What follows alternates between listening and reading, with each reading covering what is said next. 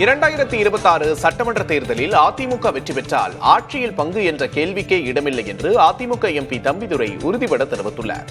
கிருஷ்ணகிரி மாவட்டம் சித்தகம்பள்ளியில் தொகுதி மேம்பாட்டு நிதியில் கட்டப்பட உள்ள அங்கன்வாடி மையத்துக்கான பூமி பூஜையில் பங்கேற்ற போது பேசிய அவர், தமிழகத்தில் ராஜாஜி, அண்ணா, கருணாநிதி, எம்ஜிஆர், ஜெயலலிதா ஆகியோர் ஆட்சி அமைத்தபோது கூட்டணி கட்சிகளுக்கு ஆட்சியில் பங்களிக்கப்படவில்லை என்பதை சுட்டிக்காட்டினார். சட்டமன்ற தேர்தலில் வென்று அதிமுக மட்டுமே ஆட்சியை நடத்தும் என்றும் அதில் கூட்டணி கட்சிகளுக்கு பங்கு இல்லை என்றும் தம்பிதுரை குறிப்பிட்டார். கூட்டணி என்பது வேறு, ஆட்சியை யார் நடத்துவது என்பது வேறு. ஆட்சியை அனைத்து இந்திய அண்ணா திராவிட முன்னேற்ற கழகம் தான் நடத்துமே ஒழிய அதில் மற்ற கட்சிகளுக்கு கூட்டணி பங்கேற்கு இடமே கிடையாது. இது தெளிவாக தமிழ்நாட்டு அரசியல் இதுவரை நடந்தது. ஒரு கட்சி தான் ஆட்சி நடத்தும்,